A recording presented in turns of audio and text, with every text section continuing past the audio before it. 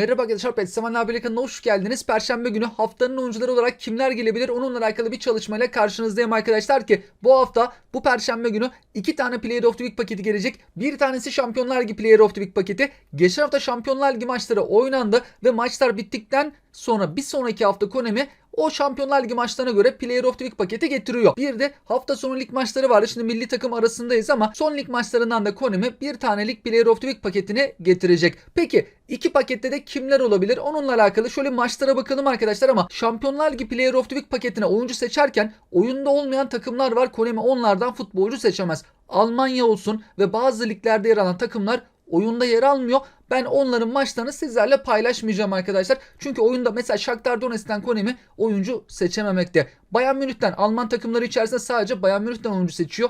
Diğerlerinden seçememekte. Öne çıkan maçlara baktığımızda Liverpool 4-0'lık galibiyet aldı. Kesinlikle Şampiyonlar Ligi paketinde olması gereken bir isim. Luis Diaz santraforda oynadı ve 3 gol attı. Güçlendiricilik kartıyla gelirse çok ama çok yüksek seviyeli olacaktır. Çünkü güçlendiriciz kartları bile 99'u gören bir isimdi. Bir de güçlendirici olursa 100'ün üzerine çıkabilecek potansiyelde bir oyuncu. Artık Gyökeres'in bir pakete gelmesi lazım. Geçen hafta lig maçında 4 gol atmıştı. Konami getirmedi. Sonra hemen peşine Şampiyonlar Ligi'nde ikisi penaltıdan da olsa 3 gol kaydetti arkadaşlar. Bu sefer artık bir pakete Gyökeres'i eklemeleri gerekiyor. Normal kartı 94'e kadar çıkıyor. Umarız Player of the Week'e ekleyecekleri kartı yüksek seviyeli ve bir de güçlendiricili olursa daha da güzel olur. Zaten bu adam çoğu zaman gol attığı için form durumu yüksek olacaktır. Celtic takımı 3-1'lik galibiyet aldı. Burada Kül sağ açıkta oynadı. 2 gol attı ve Şampiyonlar Ligi'nde en dikkat çeken oyunculardan bir tanesiydi.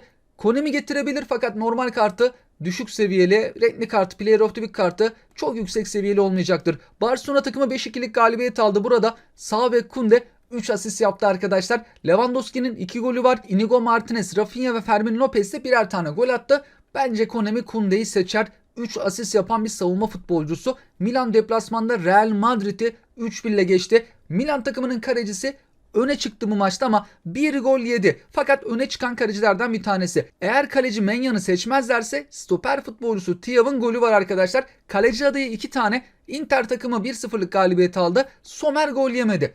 Ya Menyan ya Sommer. Menyan'ı seçmezler de Sommer'i seçerlerse buradan belki de Thiaw'ı Konami tercih edebilir. Monaco 1-0'lık galibiyet aldı. Maçın tek golünü savunma futbolcusu Kehrer kaydetti. Gelirse 94'lere kadar Konami çıkarabilir Player of the Week kartını. Güçlendirici olmazsa da 96-97'yi zorlar gibi seviyesi. Brest 2-1'lik galibiyet aldı. Edinson Fernandes göbek futbolcusu bir gol attı. Normal kartı 90'a kadar çıkan bir isim. Renkli kartı çok yüksek seviyeli olmayacaktır. PSV 4-0'lık galibiyet aldı. Burada en ön plandaki isim Tillman arkadaşlar. 1 gol 2 asist yaptı. Göbek pozisyonunda oynadı. Normal kartı 92'ye kadar çıkıyor. Player of the Week kartı 1-2 seviye daha yükselecektir. 93-94 kadromuzda 96-97 gibi seviyeleri çıkabilir. Bir de güçlendirici olursa tabi seviyesi yükselecektir. Bayern Münih 1-0'lık galibiyet aldı. Belki Musiala'yı tercih edebilir Konami. Atletico Madrid 2-1'lik galibiyet aldı. Burada Molina ve Korea golleri attı. Korea galibiyeti getirdiği için de biraz aslında ön planda ama sürpriz bir tercih de olabilir bu maçtan arkadaşlar. Atalanta takımı da 2-0'lık galibiyet aldı. Lukman ve Zaniolo golleri kaydetti ama Konami sürpriz isim de tercih edebilir Atalanta takımından. Lig maçlarına baktığımızda ise kimler gelebilir? Lig maçlarında bu hafta özellikle de savunma futbolcusu bulmak gerçekten zordu. Kanat futbolcuları da santraforlar vardı öne çıkan isim ama savunmada adaylar biraz az arkadaşlar. Ben şöyle öne çıkan isimleri sizlerle paylaşmak istiyorum. Real Madrid'den kesin bir isim gelecektir. Vinicius Junior 3 gol attı. Vinicius aslında %100 gelmesi gerekiyor. Sol açık pozisyonunda oynadı. Gelirse kartı sol açık kartı olacaktır. Vinicius'u tercih etmezse Konami ki etmesi lazım ama bazen böyle sürpriz de yapabiliyor. Kaleci Lunin bir asist yaptı. Pek asist yapan kaleci görmeyiz, o anlamda özeldi. Bellingham göbek futbolcusu da bir gol bir asist yaptı. Ama Vinicius Junior gelecek gibi gözüküyor. Fiorentina 3-1'lik galibiyet aldı. Kesinlikle pakette olacak bir isim diyebiliriz. Moiskin 3 gol kaydetti. Seviyesi çok yüksek değil. Belki güçlendirici olursa anca o şekilde yükselebilir. Eskiden Juventus'ta da forma giymişti. Şu an Fiorentina'da kendisi. Takımının tüm gollerini Moiskin kaydetti. Paris Saint-Germain 4-2'lik galibiyet aldı. Burada kenar futbolcular öne çıktı. 2 kenar futbolcusu da tüm golleri attı. Lee Can'in büyük ihtimalle pakette olabilir. Sağ açıkta oynadı. 2 gol 1 asist. Barcola Mbappe'nin yokluğunu hiç hissettirmiyor. Fransa Ligi'nde bayağı iyi maçlar çıkarıyor kendisi. 2 gol kaydetti. Liken biraz daha önde gibi, olmadı Barcola. İngiltere Ligi'nde şampiyonluğun en büyük favorisi Manchester City deplasmanda yenilgiye uğradı. Üst üste City takımı da yenilgiler almaya başladı. Şampiyonlar Ligi'nde de ağır bir yenilgi almışlardı. Brighton 2-1 kazandı ve oyuna sonradan giren Joao Pedro 1 gol 1 asist yaptı. Gelirse süper yedek kartıyla gelecektir. Teknik direktör değişikliğine giden Manchester United'da hocayla yollarını ayırdıktan sonra biraz hareketlendi. Takım yavaştan kendine gelmeye başladı. 3-0'lık Leicester City galibiyeti aldılar. Bruno Fernandes 1 gol 1 asist yaptı bu maçta. Gelme ihtimali yüksek bir isim. Wolverhampton takımı 2-0'lık galibiyet aldı. Kunya'nın güçlendirici kartı önceden gelmişti. 97'ye kadar çıkıyordu. Baklı bir oyuncuydu arkadaşlar. O 97 idi ama çok etkiliydi. Ben zamanında bayağı bir oynamıştım. Sadece o hafta 30 tane yakın maça çıkmıştım. Beğendiğim kartlardan da keşke öyle 100'e yakın seviyede bir kartı gelse. Gelme ihtimali yüksek. Newcastle'dan sürpriz bir isim Konami tercih edebilir. Joelinton sola çıktı oynadı. Isak 1 gol 1 asist yaptı. Liverpool'da Muhammed Salah 1 gol 1 asist yaptı ama Konami tercih edebilirdi, etmeyebilirdi arkadaşlar. Salah dışında bazı kanat futbolcuları da vardı bu hafta dikkat çeken. Brentford 3-2'lik galibiyet aldı. Burada Damsgaard sola çıktı oynayan isim 1 gol attı. Santrafor Witsna'nın 2 golü bulunuyor. Fransa Ligi'nde Ökser 3-1'lik galibiyet aldı Marsilya'ya karşı. Perrin gizli forvet pozisyonunda oynadı. 1 gol 1 asist yaptı. Lyon'un kalecisi gelme ihtimali çok yüksek. Gol yemedi. Kurtarış sayısı da fazlaydı. Hollanda Ligi'nde farklı galibiyetler oldu. PSV Eindhoven 3-0'lık galibiyet aldı. Göbek futbolcusu Sayber'i 1 gol 1 asist yaptı. Feyenoord 4-1'lik galibiyet aldı. Burada defansif orta saha futbolcusu ön plandaydı ama Hollanda Ligi'nde böyle farklı skorlar çoğu zaman oluyor. Konami bazen oyuncu seçiyor, bazen de seçmiyor arkadaşlar. Belki bir tanesini seçebilir. Portekiz Ligi'nde de aynı şekilde her zaman oyuncu seçilmemekte. Bizim ligimiz Hollanda, Portekiz, Belçika, İskoçya gibi liglerden Konami ara ara oyuncu seçiyor. Ama Sporting Lisbon Braga'yı 4-2 geçti deplasmanda. Olur da bir isim seçmek isterlerse Harder 2 gol kaydetti. Oyuna sonradan girdi. Benfica takımı 4-1'lik galibiyet aldı. Zor bir maçtı. Porto'yu geçti. Bence bu maçtan kesinlikle bir isim seçmeleri gerekiyor. O da ilk isim Di Maria. Sağ kanatta oynadı. Şimdi Muhammed Salah'la aynı pozisyonda oynadılar. Di Maria biraz daha gelebilecek, daha yüksek ihtimalle gelebilecek bir isim.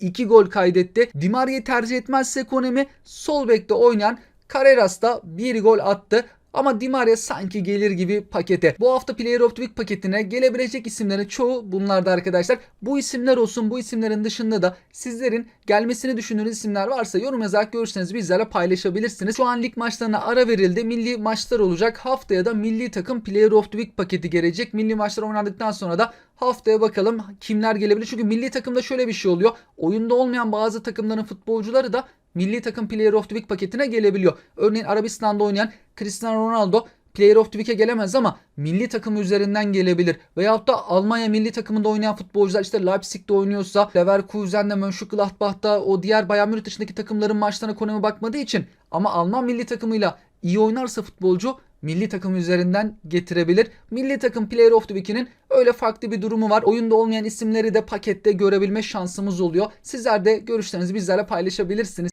Videoyu bitirdikten sonra aklıma geldi arkadaşlar. Player of the Week tahmin videosunda 2 tane hesap çekilişini gerçekleştirecektik. Geçtiğimiz günlerde 2 tane hesap fullleme videosu yayınlamıştım ben. Ve o hesabı isteyen arkadaşlarımız da o videoların altına hesabı istediğine dair yorum ve bir tane iletişim adresi yazmalarını istemiştim. Ama kesinlikle iletişim adresi yazılması gerekiyor. Çünkü ismi çıkan arkadaşlarımız geri dönüş yapmıyor. Hemen hesaplarımızı verelim. Kazanan arkadaşlarımızı belirleyelim. 100 lira ile 48 saatte fulllediğimiz hesap bayağı güçlü olmuştu. 3094 kolektif güce 48 saatte çıktı bu hesabımız.